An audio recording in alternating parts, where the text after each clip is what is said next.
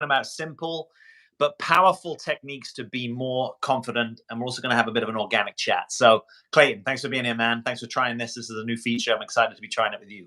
Live streaming on both channels simultaneously, man. This is pretty amazing. So yeah, excited to dive into this topic today and get your take on it. I think this is the first time you and I are actually discussing this together. Yes. So I'm curious to see where it goes. Yeah, me too. So you were the one, when we were thinking about what we're going to talk about, you were the one that brought in the topic of confidence. And so perhaps someone is listening to us right now and they're saying, yeah, maybe I don't feel particularly confident, or maybe there's times that I feel uncertain, insecure. What's your starting point if someone wants to develop more confidence? Where do you think to go first with that? Yeah. So what I get curious about when I hear that with the coaching clients that I'm working with is I would love to begin to understand what lets them know that they're currently not confident. Yeah. Right. So what are they experiencing within themselves? What are they experiencing as symptoms of a lack of confidence?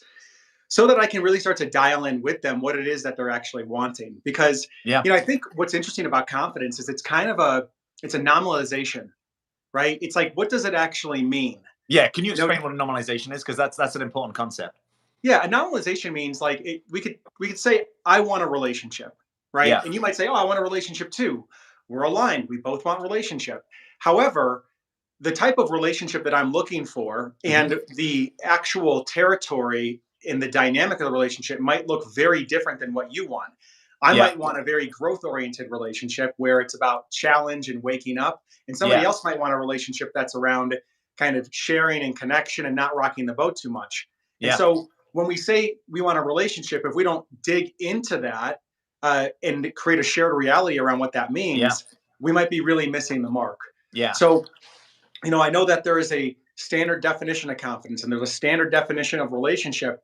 However, these things are jam-packed with a lot of different experience for people that is very subjective to the individual that's wanting it. So, the way that I see confidence is I see confidence as a mix between trust and then also having some type of agency or competence in a particular arena. And it actually goes a lot deeper than that as well, which I'm sure we'll unpack. But that's where I typically start. But I like to check in with my clients to find out, do they share that same thing, or are they talking about something different? Yeah, totally. I just want to say welcome if you have just joined us. I'm here with Clayton Olson. We're live, and thanks if you're also watching this after the event. We're talking about confidence. I'm just going to dig in a little bit with you, Clayton. So what's the trust component? Because I wasn't expecting you to say that. So I'm just kind of curious. Are you talking about trust of self in order that you believe you can do something? Is that what it is? Yeah. I think it's trust in self, and I think it's also it can come from a trust in life as well. Possibly even a trust of other people. And I don't think that it necessarily requires all three. I think one person can come to the table and they can trust themselves in some ways, almost like they can rely on themselves that maybe they're going to be okay, or that they're going to be able to handle a certain situation, or that they're going to be able to figure something out if they get into deep water. And I think that can all express itself as and be a symptom of confidence. Yeah, makes sense. Yeah.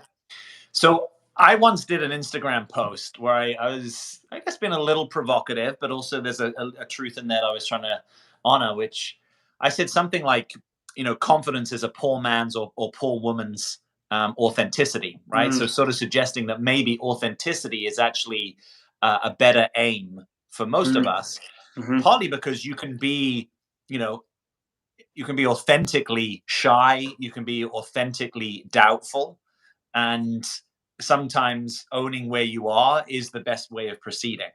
Yeah. However, I also realized that could be a bit like, how should I say? I'm into my politics, right? So using a political metaphor, like people want to protest the government, right? And that's an important right, but it's almost based upon the ability that the government provides enough security that you can protest them and you're not going to get in like serious trouble, right? So maybe in order to be authentic, there's some minimum effective dose of confidence that's kind of helpful. Otherwise, it might be so preoccupying, like your lack of confidence or your lack of self-belief. But I'm curious how you think of that. Are confidence and self-belief Are they the same thing? Should someone strive to be confident and authentic? I'm just opening up that territory. Yeah, yeah, it's a really good question, man. I my first take on that is that it does take some type of minimum effective dose of confidence to Yeah. actually be authentic, and that if you're really wrapped up and insecure and Yeah. don't have a certain level of confidence, it's very difficult to rest in your authenticity. And so it Mm, seems like one might be required for the other. mm, And I also often think that people that are incredibly authentic appear as confident. Um, Now, people that are authentic may not appear as competent at a mhm. particular thing. In fact, that might be part of the authenticity is actually admitting Yeah. that you don't have a certain competence or you don't know Yeah. how to do something, which actually then rings as confident in many ways, right? Yeah. But I do think there's an interesting connection between authenticity and confidence, and I don't think I think authenticity. I really hold that as a high bar because I do believe that if when someone can really own themselves and be themselves and show up as themselves, present to their own limitations, Yeah. present with their desires, even if they kind of rock the boat, that that is a massive contribution to relationship, and I think then does appear as confidence because I think it takes a certain amount of trust in self to be authentic, and if that's the Mm, case, then we're going right back into this kind of prerequisite I see of confidence, which is some level of trust in something. yeah. But what do you think about Makes that? sense. Well, Yeah, I'm vibing with what you're saying. yeah, It seems right to me. I mean, one of the things that I was thinking about, like if I have the experience that I don't feel so secure, let's say in a social situation, mm, um, I'm probably going to end up withdrawing, right? That might be my default strategy if I'm not paying attention to it. And yeah, from that place, I'm probably less authentic because yeah, I'm kind of, held with retreated. yeah, Um, and so it occurred to me like, okay, yeah. So if we're talking about authenticity, we could say that sometimes our insecurities themselves are a kind of inauthenticity, right? They're mm, often a kind of a learned strategy to to to to be with the situation that maybe takes us away from being closer to ourselves, right? So mm.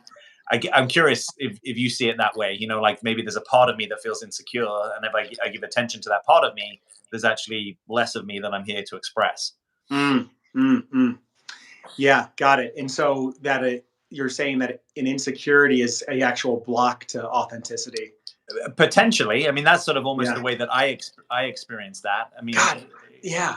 I think it really depends on what we're defining as self, right? Clayton Olson is. I've had a hard week, mate. It's Friday afternoon. You can't just drop questions like that.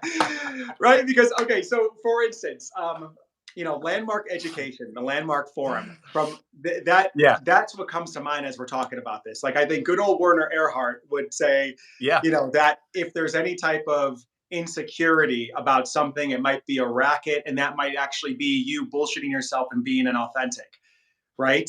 yeah. But unless then you're authentic about that inauthenticity, right? Yes, So you're owning those insecurities yes. I think as that's the possibly maneuver. being, yeah, stories and limitations. Um, Yeah, yeah. I think that's right. I think it's just like a lot of things in this territory. It's hard to do that at the moment you feel most insecure, to then yeah, have the confidence to declare I'm feeling really insecure. right. Because for me, at least, so sometimes what can go with the feeling of insecurity is there's some other thing that I don't feel completely great about, right? Like it might be, I don't know, I feel insecure because this culture is a little inauthentic, right? Or I feel a bit Mm, insecure because this person is being egoic, or I feel insecure because, mm, I don't know if I belong in this company, or whatever the mhm. narrative would be. Yeah, So I think the maneuver's right. It just probably takes some practice, but I like the direction of travel. yeah, yeah. So something I get curious about because you asked me this in the beginning of the conversation, like Yeah. how do you define confidence? Um, what would you say confidence is then in this realm as we start as it starts to dance with authenticity? What how would you Yeah, define it? Yeah. I mean, I'm almost defining it in the absence of something, right? Mm, More like when I'm confident, I'm not even considering whether I'm confident or not. love it. I mean, Love so it. so it's the absence of self doubt, something Yeah. like that, right? Now I know there's that. other level of confidence where maybe I don't know, it's almost like being on a run and it's like feels way better than the normal run, like it's just really working, right? Or maybe you're on stage in your element, or you're a high performer in sports or something. Yeah. But mostly I think it's almost like a lack of self-consciousness or a lack Mm, of self-doubt, so that I mm, can just be where I am and do the thing that I want to do, and kind mm, of be in the experience. mm-hmm. um Yeah, yeah, yeah. So I'm getting a sense of like um, someone's capacity, if they're able to own, hey, I'm not really feeling confident about this, or I'm not feeling really yes, confident about this conversation, or if even if they're saying, hey, I'm not feeling really confident about us or this relationship, maybe I'm having yes, doubts about it, or doubts yes, about myself in it. That may not be confidence on one level, but it's sure as hell is authentic, yeah, right? And so I yeah, guess in some ways, what I'm curious about is this conversation evolving to where we're placing the highest value on authenticity, right? Versus, yeah, over confidence. And I totally hear that, and I just wonder how much confidence actually goes into authenticity. We're kind of back to that conversation yeah, again. yeah. And it might be that authenticity is also, I often think about it like as a stage of development. There's a stage in our Mm, development where we're really going to turn towards that. And prior to that stage of development, I don't think authenticity is enough of a draw to yeah, really kind of compel us yeah, to even be like, that's something I want and I'm taking aim at, So I think in before authenticity is sort of on the developmental menu, yeah. confidence is more important. But I think what is confident is a little bit more like ways of looking confident, physiological confidence, Mm, hmm. confidence to be in a Like in your body meeting, language and the way that those you sorts of speak. things. I remember a Yeah. time when that was very much, Hmm. you go to some kind of training or seminar, and that's what everyone's talking about. I Yeah. personally feel less interested in that conversation.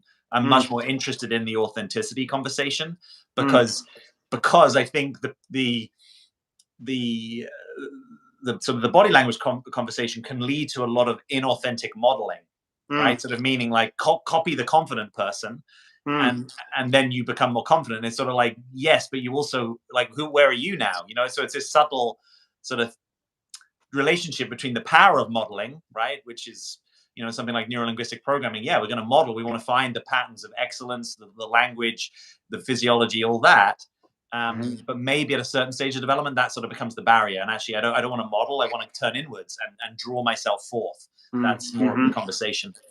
Yeah. Um, but Something I'll name to that is like, yeah, I don't believe that uh, our entire human existence is a form of modeling, right? We grow up and we're modeling yes, we're yes, modeling the internal yes, states of our parents. We're yes, modeling the external behaviors of our parents, yes, yes, right? And so a lot of what we pick up that we think is us has actually been copied and programmed by those that came before us. yeah, And so, I think that's just we are modeling creatures, we are mirroring creatures. And so maybe there's yes. something really authentic about being human, of actually copying others, and being Yeah, intentional I hear about that. certain behaviors that, like the idea of fake it till you make it. Um, I think in some ways, fake it till you make it is kind of funny, because what I would almost say to that, what might be a more accurate way of naming it, is um, keep learning it until you get it, right? Keep Yeah, failing at it and trying it until it becomes actually part embodied. of you, right? Yeah. Um, so yeah, that's an interesting thing. And is that authentic? Maybe that's authentic to the human experience, because we are modeling machines, possibly. um, I don't know, I'm just Yeah, yeah, unpacking that a bit. yeah. I appreciate that, and but just because something came from someone else or your upbringing or culture, Hmm. that does not mean that it's inauthentic. I'm maybe talking about a vector Sure. of experience where, um, maybe you look at yourself and it's like, rather than I'm trying to be that person, the Mm, maneuver is I'm trying to be this person, and I'll mm, learn whatever I can from them. But I'm stopping wanting to be a kind of a carbon copy or a model of another person. sure. Um, Yeah. maybe Yeah. that's actually about being a more individuated, I get human it. being. I get it. I'm just going to pick So up quickly. There's a yeah. comment here. Right. Angie, love seeing you two together. Thank you. Appreciate you being Thank here. you, Angie. Yeah, And good to see you and hear from you again. Gemma says it's very hard if your confidence has been knocked. Yeah, Yeah. I get that. Yeah. Yeah. and I think this is a key piece. This whole thing of doubt, right? Because I think when I come into this conversation, we're talking about confidence. What I see confidence as, when people want confidence, I'm thinking, well, what is the issue that they may be trying to solve? And I Yeah. do think it comes down to experiencing doubt in a way that they're not accepting of Yeah. that doubt, right? There's no room for that doubt inside of their system, and they're making it wrong, and they're thinking, well, if I was just confident, that would solve this. Yeah. Or there's a certain level of anxiety, dating anxiety, relationship anxiety, Yeah. life anxiety. Um, One more thing that I'd be curious to hear your thoughts on with this is, like, I'm almost getting this picture of confidence possibly being this real, like, ownership of all of one's experience, Yeah. right? Like, so this idea that, like, if you have self-doubt, you're not confident. What if that's not true? What if, like, the more that you can own that you have self-doubt, and that's actually part of maybe being in a relationship, or Yeah. part of being on an entrepreneurial journey, right? And you can make room for that within yourself, and you could say, yeah, I'm human and I have self-doubt, and Yeah. I'm going to feel insecure at times. What if that's confidence? Because the confidence is the container of accepting and holding all of one's experience. Yeah. Does Totally. that resonate with you? Well, I mean, whatever we call it, it resonates with me. Yeah. Like, because in my language, I might have called that authenticity, right? Sort of being Interesting. in rapport and accepting of your deeper Hmm. experience. So Yeah. at a certain point, I'm less interested in the name of it and more interested in the substance of it. And I think you're Totally. talking about, yeah, how am I actually befriending the wholeness of my experience, including the places where I really like who I am and how I show up, and maybe the Mm. places where it's difficult to be me and there is self doubt, and Yeah. yeah, how to talk to yourself in those places. Yeah. So Yeah. yeah. Got it. So let's just, for the Yeah, sake of not super getting. quick. I just want to say welcome. We've got a Yeah. few more people joined us. Sure. I'm here talking with Clayton. We're talking about confidence. We're talking about authenticity. If you've got a question for us, let us know. We're probably going to be doing a live again in another couple of weeks. So we're also Yeah. soliciting topics. If you've got questions or topics that you want us to unpack, let us know that. Gina says London's calling. Hey to you guys. Yep, thanks for being here. So, all right, I jumped in on you. I'm going to give the floor back to you. Cool. Yeah. So regardless of what we call it, right? We're talking about something here that's a mix between possibly authenticity, a mix between Yep. confidence, owning one's experience. Like, just so that we can keep in line with the title of this video. Yeah. Um, if you're working with somebody and you're noticing that there is a lack of authenticity, a lack of confidence, a lack of owning one's experience, how do you hold a container, or where do you encourage them to look, or begin to point to, that perhaps can be an antidote to some of the suffering that they've been experiencing, having a lack of these traits? Yeah. I mean, my go-to place is to slow down Mm, and get present to your experience, and to your point about owning your experience. I mean, learning how to own your experience. I mean, I'm sure I'm still on that journey, but having done some of that journey, that's that's a meaningful piece of inner work in my view. So part of that would be actually taking aim at learning mm. how to own my experience more, and What to does be that look like? Can you well, give an example of that, in case that's new to anybody? yeah.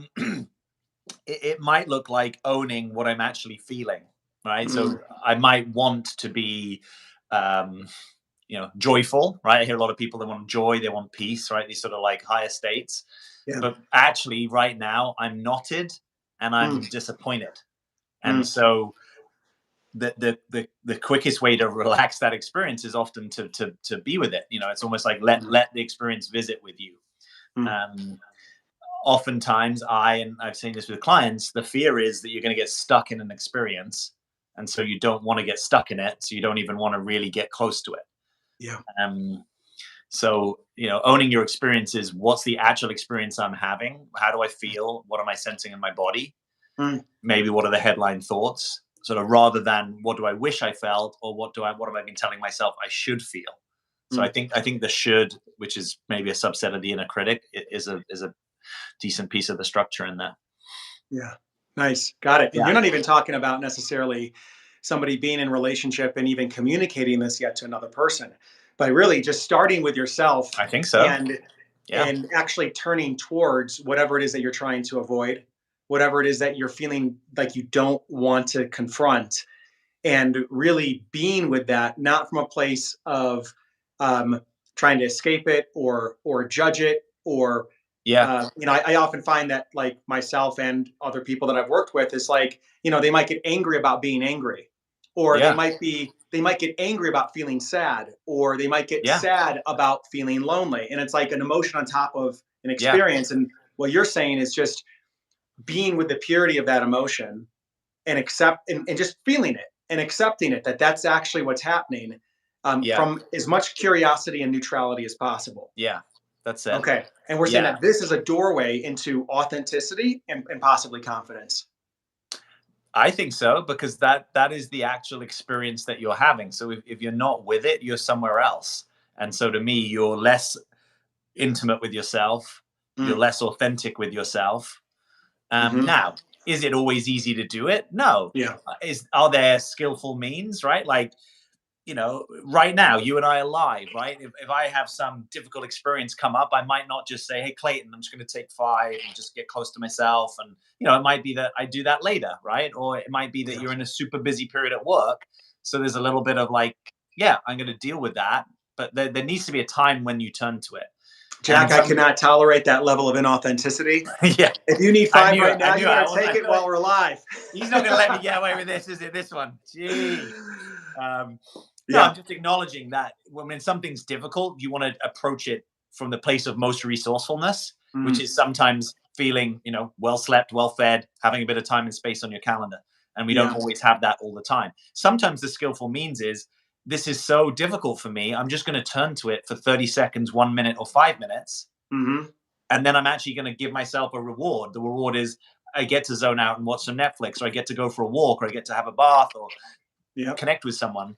Because some things, it's not easy just to get so into it. And for some of us, we do better doing that on our own. For some of us, we want the support of a journal or a coach. For some of us, we want a best friend. It's Mm. also being self-aware to know what helps you get closer to your experience, and can Yeah. you set it up that way. But the more you have that, in my experience, kind of the more you want it, because it's actually a simpler place to live from. It's more Mm. direct, it's Hmm. more accessible, and to your point about sometimes I'm sad about being angry or something like that. It's like, yeah, you're talking about secondary experience over the top of the primary experience. And I'm saying if you can go to your primary experience more often, then you actually have less of the secondary experience about your primary experience. But sometimes you have to start where you are. If what you're noticing is you're sad, and then you go into your sadness, and actually under that is anger, okay, that's where it is right now. Yeah. So Yeah. Beautiful. yeah. Yeah. I love it. That's a very much in line with one of the paths that I've been following. I was in uh, ACT therapy, acceptance and commitment therapy. Have Okay. you heard of that? Yeah. And it's Heard all of it, about, don't know much about it.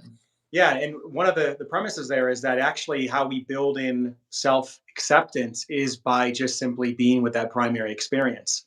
Like that is Yes. actually the practice of self acceptance, Yes. right? Versus it being some type of cognitive Yes. gymnastics, right? Yes. Where I'm trying to figure out why something Yeah. is the way it is and then I'm Yeah. okay with it. I'm actually going right into the emotional experience. I'm Yeah. sitting with it and I'm not trying to run from it. Yeah. Allowing that primary experience just to burn through me. Yeah. And I like that.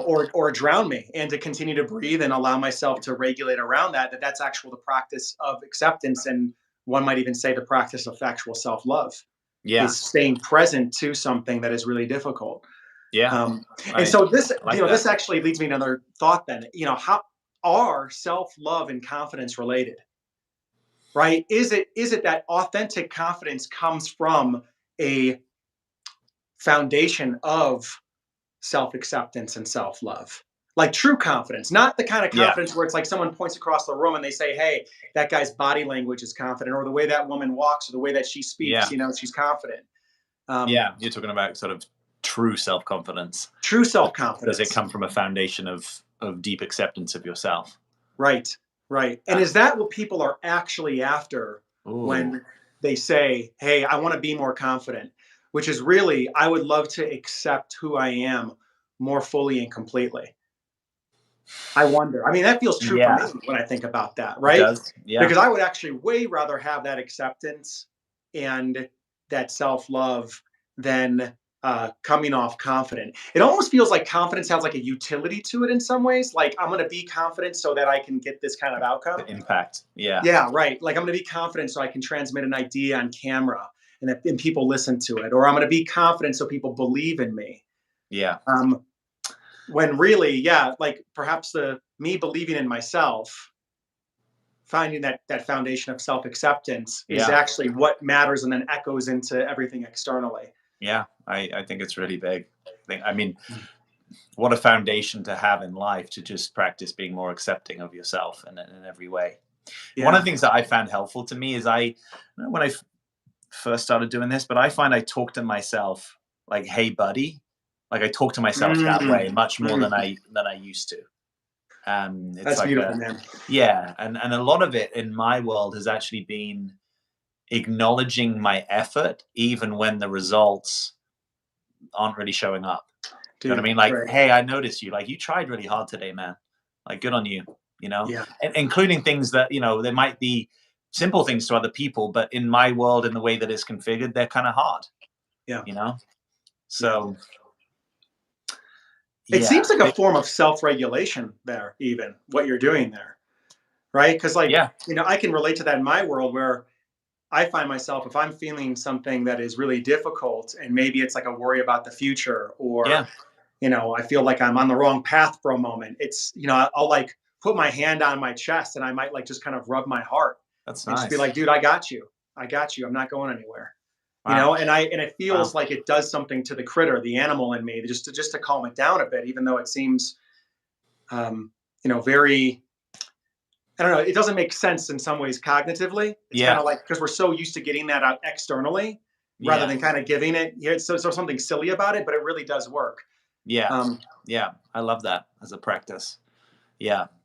So one other thing that's coming up for me is where this intersects with like how people are in the world, how people talk about mm, problems that we have in the world, right? Because my observation is that, and you'll hear people teaching this online, right? Like, so be really confident about what you believe in, you mm, know. But you may also know I've tried to have a practice of having as few beliefs as possible, right? mm, So that I can be with more experiences without necessarily always having to filter it through, well, I believe this or I believe that or I believe this to be true. I'm sure I have all sorts of beliefs, but that's been a little bit of my practice. yeah. And you know what, I'm also interested in some of these like bigger conversations about where are we going collectively and how are we kind of upgrading humanity and democracy, and it strikes me that it intersects with this because sometimes being authentic means the ability to say, I actually don't know, right? I'm curious to know. I Mm, don't have the answer. I'd love to have an answer. Here's what I'm seeing. What are you seeing? mm, That's a different thing than like, oh, I'm confident in my opinions, mhm, which may or may not have any actual basis with the more objective truth about how, tenable those opinions are when they come mm, under scrutiny or just how they meet your experience of life. mm, So in a sense, I'm saying the more you can be with the the nuance of life and the nuance of your own experience, which could be, yeah, yesterday I felt super confident and today mm, I don't really feel confident. I actually think that is what we need in our culture at this time. More of that and mm, more of the ability to talk in that way between us. mm. Yeah, Yeah. yeah, yeah. I get that, and my response in that is like I'm getting as I'm hearing you that um, there's like a continued invitation to keep moving away from this calculation of whether one's confident or not. Hmm. Like just allow confident to be something that maybe people say that about you, maybe they don't, but like Yeah. it's more about paying attention to what's real, what's actually happening, being present to your own experience. Yes. And by the way, though, this is fascinating. Now the word courage is coming up for me. Courage. Courage. Yeah, Yeah. having the courage to be with oneself. Because I think like, I'm looking like what the difference is between confidence and courage, and it's like the courage almost feels like it has a heart to it. And it's Mhm. and it's actually rather than being the band-aid over fear, which is confidence, courage is almost like the antidote, or Yeah. the way in which one goes in and explores the dark room that they've been unwilling to Hmm. enter or look at. And so I'm hearing in your description there of this paying attention to the nuance that, like, that occurs to me as taking a lot of courage, actually. And the courage to also be in the unknown, the courage to not know something, the courage to let Yes. go of beliefs and strong opinions, the courage to be able to consistently update your view on something and not get calcified in a particular Yes. perspective that makes you Yes. inflexible. Yes. I Yeah. think that's an opportunity that is sort of in front of us on mass. Mm. Partly because we have access to so many more, like so much more information and ideas than we ever would have. I actually Mm. remember being in a lecture when I was in undergrad. We had an American lecturer, and she said something like, most people's political opinions form by their early 20s, and they don't ever change. Yeah. And from the perspective of like mature adult development, Mm. that doesn't really sit that well, I think, right? Like Mm. the actual ability to update what we think is true and good and right, and how we proceed and what we include. To me, Yeah. that's part of evolving as a human, right? Yeah. That you're fluid in some ways to your own unfolding, Yes. and and in some ways having confident opinions may be the antithesis or maybe the impediment to a Mm. deeper style of Mm. sort of authenticity and what you were calling updates, I guess, occurring. Yeah. You know? Yeah. Yeah. So I'm going to take another jab at confidence here, actually, because I'm noticing. It's good, man. I noticed that I'm updating as we're having this conversation, so thank you for that. But I'm realizing too, when I'm working with clients, um, and perhaps they need to have a really difficult conversation with somebody. Yes, like a Maybe courageous they have one. some needs or Yeah. some desires that they want to express to their partner, or they are talking to their employees, for instance, Yep. or anybody for that matter, and they think that they need to have confidence in order to do that. Right? This is where I believe confidence can be an impediment to Yes. authenticity, Yes, I right? agree. And confidence can be an impediment to an actual self-expression. I Thinking that agree. I need to be confident in order to reveal something, because otherwise I'm going to be taken advantage of. I'm going to be Mhm. way too vulnerable, right? People are going to think a certain way of me that I just can't accept, right? Like I'm going to look messy or out of control or Yep. weak. And then what ends up happening is, yeah, confidence becomes the blocker to actually coming into true contact with the outside world, Yeah. right? Where it's like, let's take confidence off the table and let's find the courage to reveal maybe your wants, your needs, your boundaries, um, your self-expression, and then let anybody else other than you make the calculation about whether you're appearing confident or not, which actually isn't any of your business. Yeah. I like that. Yeah. Well, there's the distinction, I guess, between my own experience of my confidence and caring about how someone else sees me, right? Yeah, And generally, we want to try and be out of that business. yeah. So that makes sense to me. Yeah. Do you consider yourself a confident person?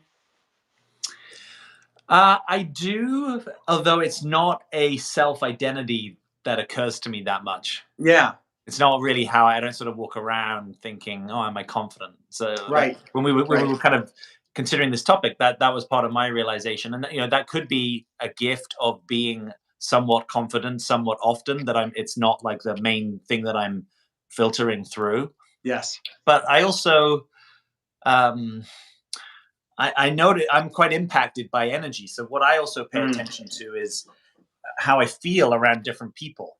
mm, And at my best, I think I notice like, oh, if I'm feeling less confident, it gets me curious. I'm like, well, what's actually happening in the dynamic here that I feel less confident around this person? And normally, if I really tune in, it's dude, probably beautiful. because they are trying to be confident, all right, or trying to present themselves in a certain way, or there's something I'm actually Okay. in interaction with, even if I'm not picking up consciously. I'm kind of picking it up unconsciously. So that's most of my experience. If the culture accepts however confident and authentic we are or aren't, I think um, it's a little easier for me. Mm-hmm, mm-hmm. So here's what I love about that, and I think for anybody listening, this might be valuable.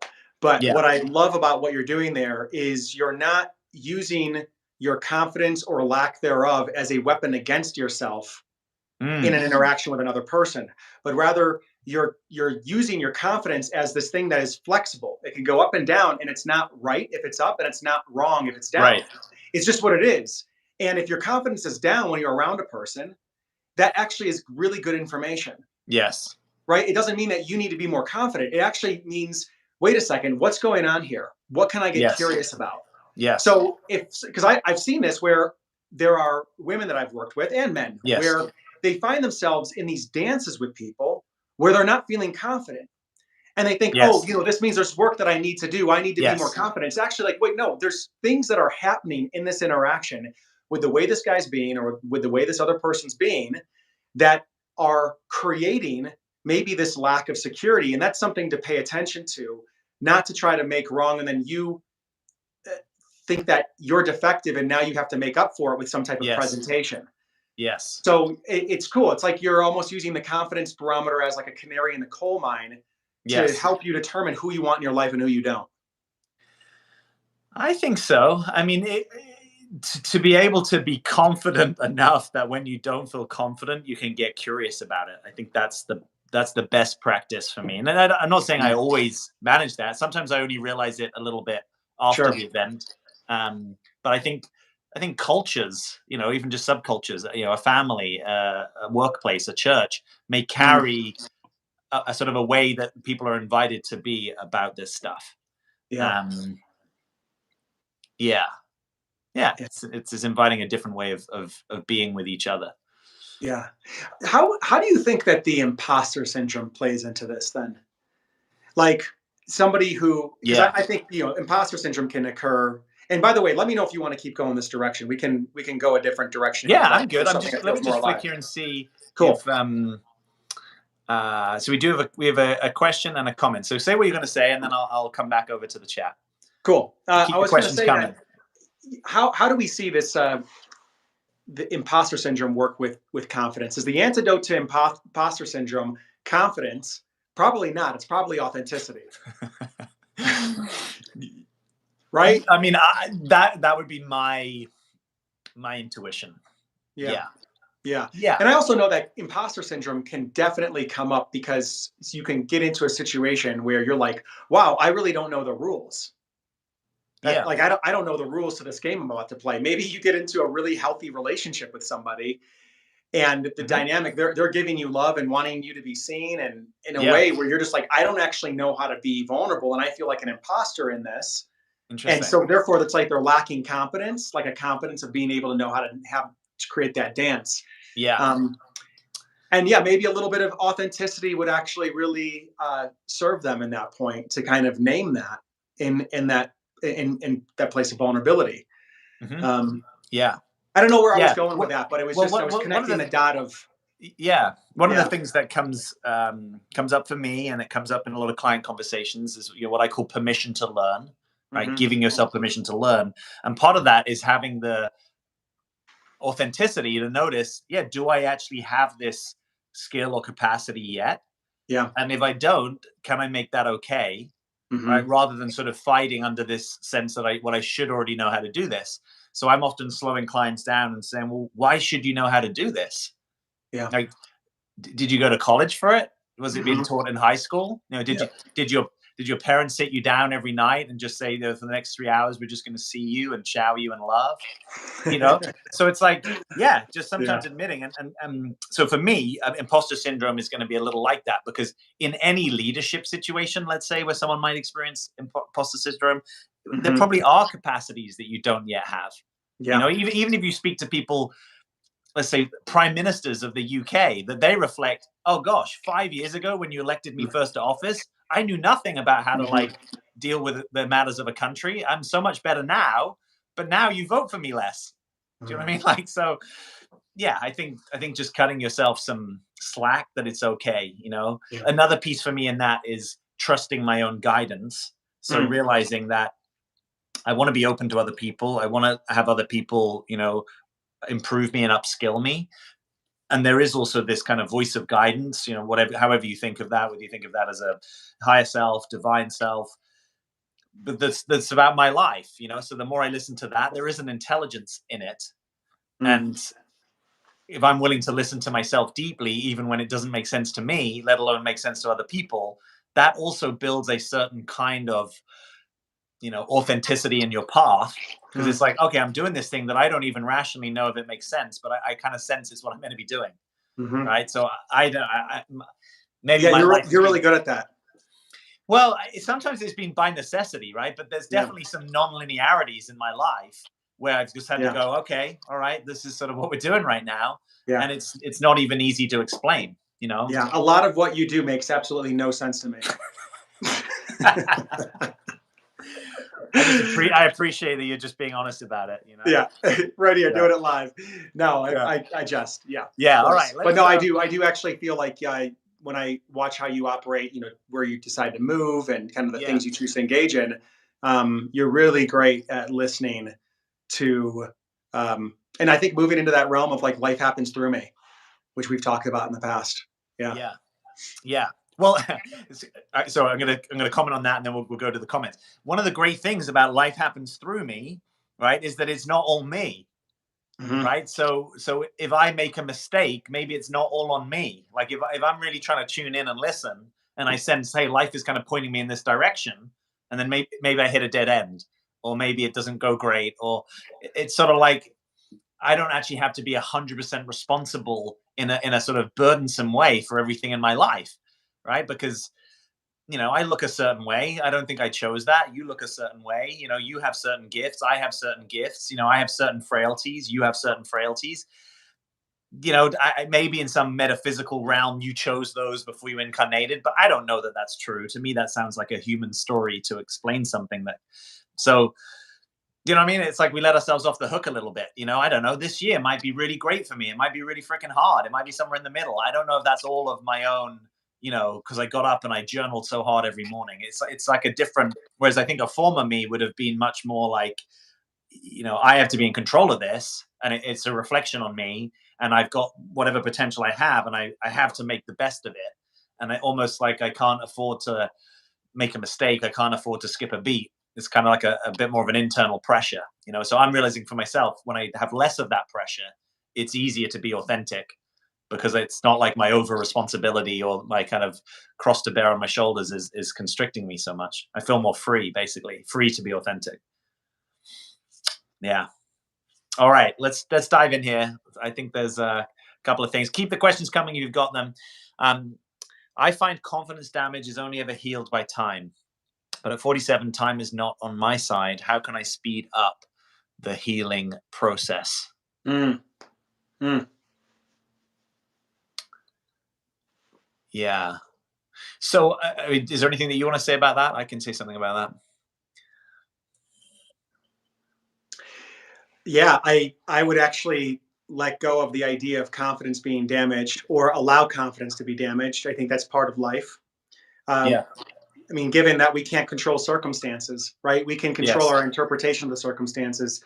And so, there's a couple directions that I would encourage you to look in. One of them is stepping into a place of radical responsibility, and as a thought experiment, really looking at the way in which you have uh, created, allowed, consented, or contributed to whatever it is that feels like it was confidence damaging. And I know that can be a really difficult invitation, Yeah. right? And it doesn't mean that it's true, by the way. It doesn't mean that it's true. But a lot of times when people are lacking confidence in, maybe, let's just say you got really hurt in a relationship, Yeah. a lot of times that lack of confidence is predicated on the fact that they don't know why it actually happened, and they feel powerless to stop it from happening again in the future. Yeah. And so if you can courageously, and this is where, I mean, really working with a coach, having somebody there to lovingly hold you, point things out, and be hold a container for this type of radical inquiry, it can Yeah. be really helpful in helping you begin to untether, see your own agency, see your own power in your life, so that you can feel confident that you will be able to sidestep whatever it is that happened, from occurring again, that we can complete that as a lesson in one's life, complete it fully, and be able to Mm. open a brand new chapter. So again, I'm not going to say that's an easy invitation. I know that what I'm saying, it can be very confrontational, and it might feel like it doesn't apply to every situation. It's a Hmm. great place though to sit in, um, if you're wanting to bring power back to you. And then the other Yeah. piece that I would focus on is, rather than trying to rebuild your confidence, um, finding self compassion, finding your foundation of self love, Mm. and allowing yourself to maybe feel broken, going into those feelings, allowing yourself to feel not trusting, and giving yourself permission that there is no timeline that you're supposed to be on right now where like you should be healed by now. Or Yes. you should be in a different spot than you are, because it's often those judgments that actually around where we're at that create the resistance that then entrenches us to staying stuck in that place longer. Yeah. So those would be I think that's well said. a couple places to point to. Directions of inquiry. Yeah, that's great.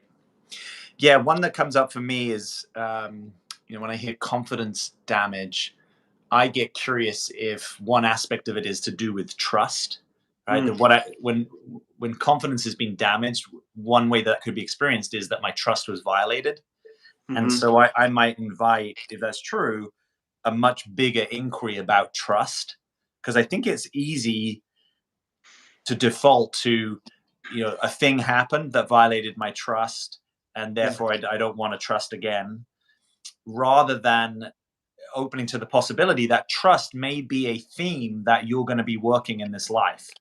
And so when it's really hard, and even if objectively there is some bad behavior that happened, uh, just sort of almost like from a loving, accepting place, embracing, hey, there might be stuff to do with trust that's going to come up. That's a thing. For some people, it's less of a thing. Maybe their thing's another thing. So I've had these experiences where something might be coming up that's, say, incredibly frustrating, like an administrative thing where I'm like, you've got to be joking. Like, how many times have we tried to fix this, get on the phone, I don't know, dealing with a DMV, whoever. And just moving into perspective of like, oh, maybe in my life right now, I'm meant to be experiencing some frustration. Mm, So if it weren't them, it might be someone else. It actually allows me to be in a bit more rapport with it, rather than feel like, oh, this thing over there has kind of controlling me. It's actually just inviting, like, oh yeah, maybe I have some stuff to work around trust, and it's not just the event, or it's not just that person. yeah. Yes, that person maybe wasn't trustworthy, but there's actually something in your path that like the undercurrent of your life is possibly cultivating a different relationship with your own trust, or how Mm, to trust life, and hmm really accepting the gauntlet, accepting the inquiry from a different place. Beautiful, beautiful. And I'll reflect back something that I've uh, told my some of my clients that I work with, which I really think echoes this, and it's my way of saying it, but is, Yeah. what is life inviting you to feel? Yes. Right? And how can you actually lean into that invitation rather than make it wrong? Because I'll tell you, like with my whole new move that I made, like Yeah. leaving Denver and coming up to the mountains, wow, life invited me to feel a bunch of things that I did not expect. And I was in resistance to a lot of them. And, Yeah. sometimes it's like life is inviting me to feel really isolated and question my decision. And can I be with that rather than being like, oh, now I need to react to it. Now I need to make it Yeah. wrong, Fix right? it. I've taken a wrong turn. No, no, no. This is, I've, some part of me, and this is a spiritual belief that I have, some part of me is orchestrated this because this feeling and this experience is exactly what I need to become more of an integrated man. And if I can turn towards it and say yes to it and just feel it, then that will complete at some point and give rise to a new experience that life will invite me to feel. But it's not always going to be positive, right? Quote unquote positive. Like it's, Yeah. God, I would be such a boring person if I felt good all the time, or if I was like always confident. I would be a boring, one dimensional dude. So, Yeah. yeah.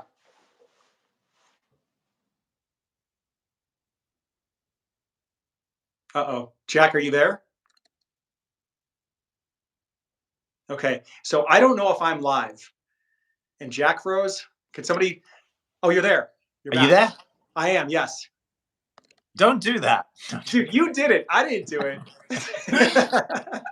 So wait, I wanted to reflect a sentence back to you. Yeah. So um, you said something like, um, I accept this feeling and this experience in service of becoming a more integrated being, man. Yes. Yeah. Yeah.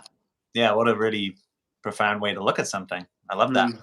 I think we should be Yeah. using And that. easier said than done. Yeah, well, For sure. nearly all Right. development is, right? I mean, it's Yeah. easier to be the person talking about it than Yep. sometimes the person experiencing it.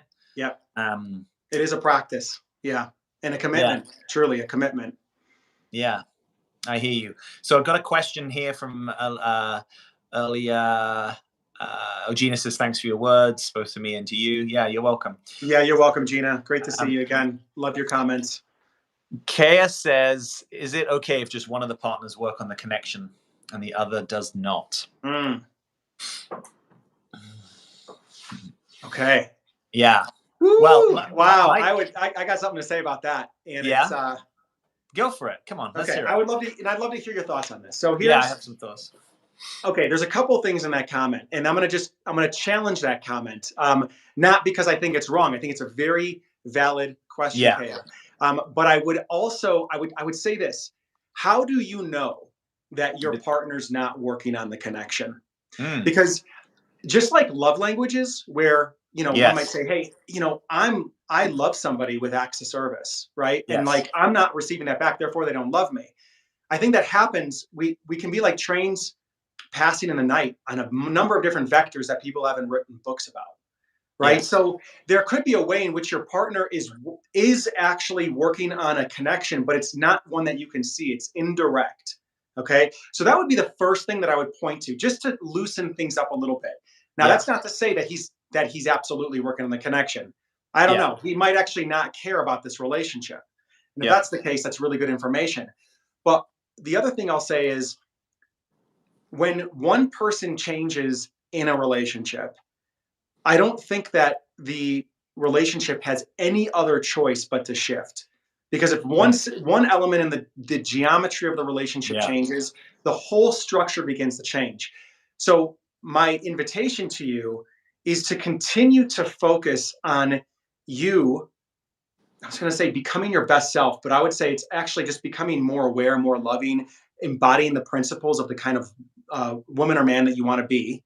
Yeah. And then noticing, does the relationship grow with you and meet you at that place, or does it just crumble off? And you'll have an answer at that point. So don't hold back your own growth in service of the relationship. Oftentimes, if you're changing, your partner's going to meet you if they're connected. Yeah. And what I'm hearing you say is, if they're not, for you, that seems quite a valid reason to say, actually, this relationship, maybe the growth is to get out of the relationship. Am I kind of Yeah, picking that up right? I think Yeah. so. Yeah, yeah, and it might even be that you don't even have to make a choice about it. It's just going to fall away. Right. One other thing I'll throw into the mix Yeah. would be checking out your assumptions. Right. Mm. So I think this sort of builds on what Clayton was saying. So let's say you're really in this perspective, like, no, I am the only one working on this relationship. I would encourage you to check it out with he or her and just say, look, Nice. I'm not saying this to be antagonistic or judgmental, but I am in the perspective that I'm the only one that's working on this relationship. And I just want to check that out with you if we have a shared reality about that. Now, you might find that provokes some defensiveness. You might find all sorts of things come up there. But in a sense, you're trying to be authentic with someone, right? Like if I authentically have the experience that I'm the only person that ever brings the shopping in, am I hallucinating that? Because maybe I had experience in a previous relationship or with mom and dad or something. So it's sort of just saying, hey, I'm in this perspective, but I'm not attached to it. But I do want to get some kind of shared reality with you, because for me, working on the relationship is something I have a high value on. And for this to really, work between us, we're probably going to have some minimum effective dose of mutually working on the relationship. Mm. And by the way, when I mean working on the relationship, to Clayton's point, this is what I'm paying attention to. Right. I mean, going to therapy. I mean, reading books. I mean, setting up quality dates. I mean, looking me in the eyes when I'm talking to you. I mean, making sure that I feel heard. And, if someone really hears that, maybe the defensiveness aside, and they don't want to engage in that conversation, then okay, then it's a little easier to say that might be true. So it encourages us to check things out. Love that. Yeah. Love that. And I think a key thing here that you're saying, just to underscore, is, and this is probably like 90% of it, I Mhm. am in the perspective that Yeah. dot dot dot, right? I am in the perspective that I'm the only one working on the relationship. Or another way of saying it is I've Yeah. got this story going on in my head that I'm the only Yes. one working on the relationship. And I'm wanting to check this out with you to find out whether or not that's true. Yes. Because if you come to them and you're just like, look, I'm tired of being the only one working on this relationship Yes. and you need to get your act together, Yes. what's going to happen? The guy's listening is just going to shut down Yeah. because now being, Being he's, criticized, yeah, he's being criticized and he's seen labeled. himself in a way that perhaps now he feels like he has to defend against. And so Yeah. that's just so key is to Yeah. keep the innocent until proven guilty mentality riding as an undercurrent in your dialogue with him. Yeah. Yeah. I think you're really good at that, man. I think you've got a big capacity with that. I think I've learned some stuff from you about that. Oh, sweet. Thank you. Yeah. Awesome. Yeah. The other cool thing about doing the practice that Clayton's talking about here, right? Like I'm in a perspective, I'm in a hallucination, I'm in a story that Hmm. try it even if you don't believe it, right? So even if I'm like, Yeah. I Nice. 100% know this is true, just use the language. Let the language support you because it might Yes. just mean that you get more hearing over there and that might just be more productive. And it also forces you that you shouldn't be 100% sure about things, that it's not really your business to be 100% So sure about, true. So right? true. Because no one really is zero and no one really is 100, right? So even Mm. if Clayton's a great guy, right, there's going to be the odd time where, yeah, maybe he's got a shortcoming, right? Or maybe he's in his perspective, but he hasn't seen the other person's perspective, right? So you can be a super person, but we all have blind spots, right? We all have limited beliefs. We all can only see from our perspective. We all have busy lives. We all have stress. We all have ways that we deal with things. We all have different values. Even if two people say, yeah, we love to adventure, like that's probably going to look different when you dial down into the detail, right? Mm. Or for me to feel adventure, I still need to feel safe. Whereas for you to feel adventure, you need to feel unsafe, So Mm. yeah, it's Mm. part of just the humility, I think, of being a human is that there is Mm. always going to be some subjectivity, right? Even Yeah. if you really practice your objectivity. And It, so we try and not trick ourselves. And this is particularly true if you're triggered, mm. right? And I think I still got to learn a lot about this. But if I'm triggered, I've got to know that my perspective has narrowed. And so I've got to try to do what Clayton's talking about here, right? Even if it's just I'm triggered and in my trigger, my story is. Even Yeah. that is a lot more consciousness than I might have sometimes had historically when I'm triggered. Yeah. And even if, let's just say, for instance, no, he really is not working on the relationship. Yes. Okay. Let's just say that. Yes. Do you know his motivations though? Right? Or like Jack said, is it ignorance? Maybe he just there's a level of education that Yeah. this man needs to step into the relationship space in a way that feels fulfilling to you. And so even if that's true, he's not working on the relationship, you being able to bring this to the table the way that Jack's talking about and inviting him into the space could be the thing that actually turns it and has him step up. I see this all the time. Like when I'm working with clients that have maybe a little bit of an anxious attachment. And we do Yes. some communication training and help them sort their beliefs and really start to orient towards their relationship as a place of growth where they can really express themselves honestly. What they often find is their fear of the guy not coming along is completely unfounded, right? It's something that exists in the past. And the guy actually steps up and starts doing things differently because of the way that you're approaching him and inviting him into the relationship. Yeah. Yeah. Yeah. And you might find if you are someone who has spent more time thinking about connection and relating and these sorts of practices, it could also be that you do have more skill in this domain and it's actually appropriate for Mm, you to bring some leadership, right? As much as you may want a guy to lead in certain nice. domains, it might be Nice. that, you know, if if you've just invested more in this kind of education, there's something that um, you can also bring, you know. Totally. Um, But but I Jack, think, but Jack, hold on. Why should they have to go first? Shouldn't he go first? I mean, I'm pragmatic. What works, Clayton? You know what I mean? Like, Yeah. Yeah, um, good. Yeah. you and I have done lives before we came on. We were saying who's going to go first, right? There's been some where it's like super clear. One of us wants to go first. Maybe it's 50-50. Mm, It's like whatever works. I yeah. mean, I know you were being a little bit facetious there, but I like, am. Yeah. yeah, Because I um, think sometimes I get that pushback from my clients, like, well, yeah, now I feel like I'm just overgiving. I'm working too much. And it's like, maybe if your focus is on getting a particular result, but if you realize that maybe this is a perfect dojo for you to practice a skill that you get to take with you for the rest of your life, Yeah. the reward comes in you facing this fear and having some courage in speaking. Yeah. Yeah. I just want to throw something in quickly, just because it's come up and it's something that you helped me with back in the day. So, Cool.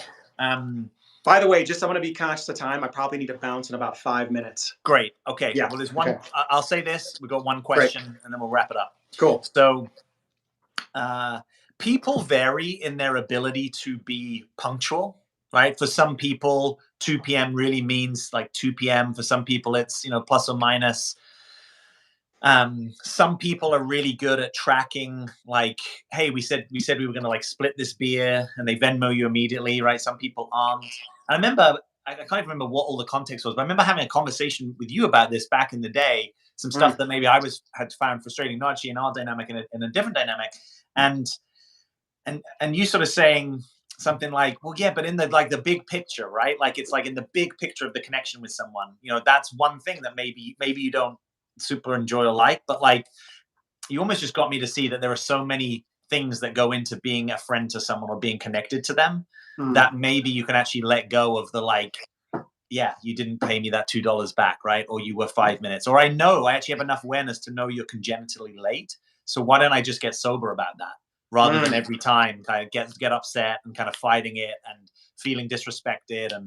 And so sometimes there can be things in this territory. It's not to say don't take a stand for what's really important to you, but it's so easy to subjectify other people based upon what you're good at and what you like. So I actually think people vary in their capacity to be super punctual. That's almost a bit like, yeah, people vary in their ability to do all sorts of things, right?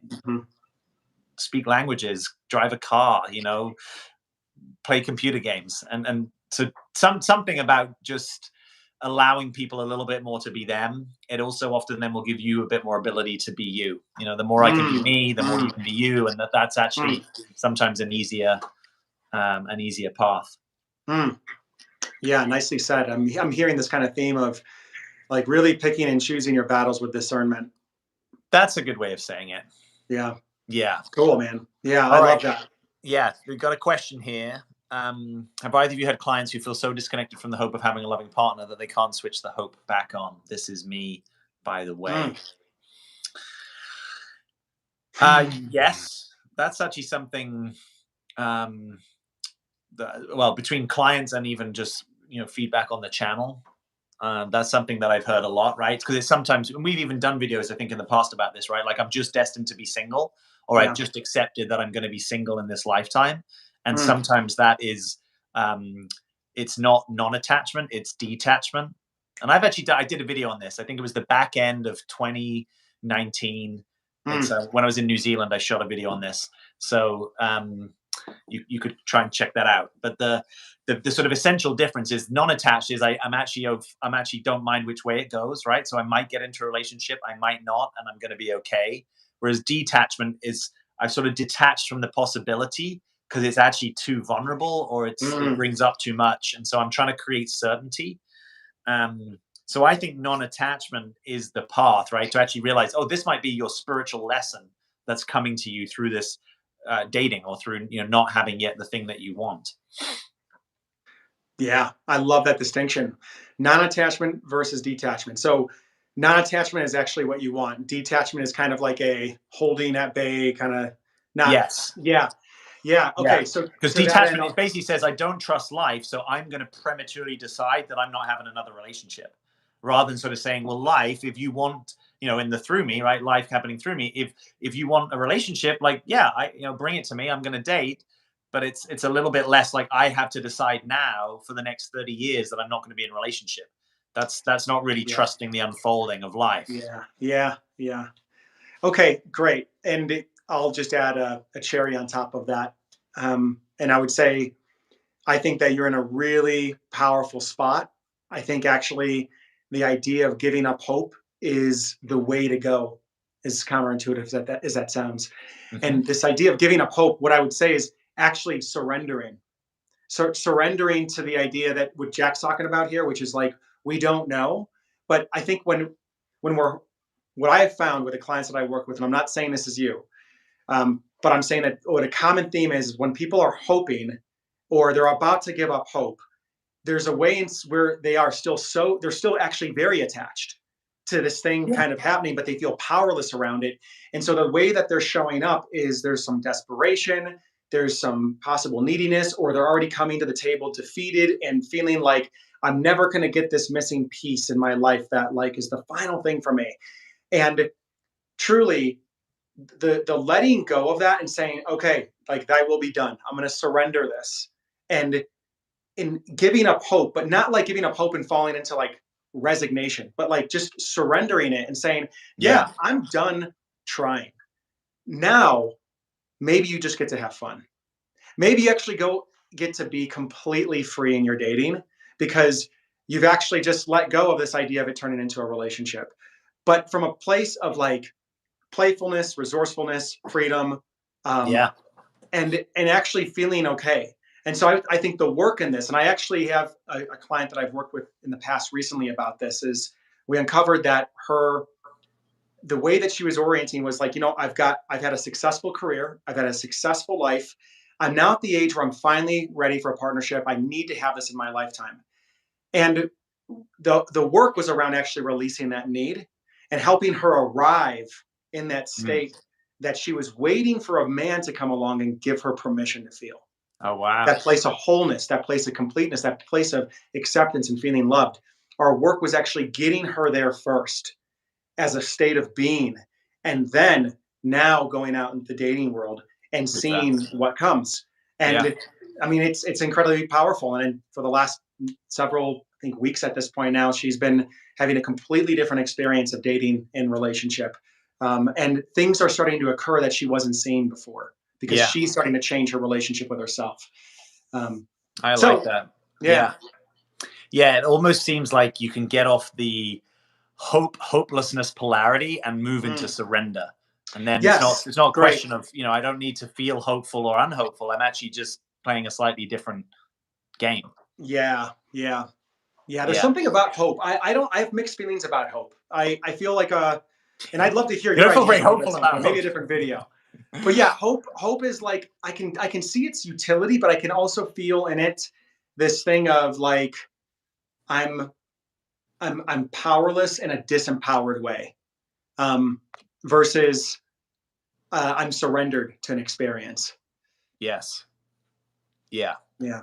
Yeah. Anyway, we can talk about that another time. I'm All sure you right. Well, probably look, share I want similar. to Yeah. thank you for being here. This has been great. I enjoyed this. A lot of Yeah, good you as in this well, man. Thanks conversation. for coming. Good, Thanks for coming on my channel. I'm good hoping that riffing. this is live Yeah. streaming on I mine hope as I hope well. people have been able to see it that way. Let's find out. Yeah. Thank you for all your questions and your comments and for being here with us. Thank you also if you're here after the event. And if you're on one of our channels and you want to check out the other one, I'm going to link at least beneath mine to Clayton. Yep, and I'll link to Jack's as well. Yep, So, and this is Jack Butler. Thank you for your intellect and your cutting insights and awareness, man. Yeah, it's always a pleasure dialoguing with you. Yeah, man. I really enjoyed it. It was a really good back and forth. So, okay.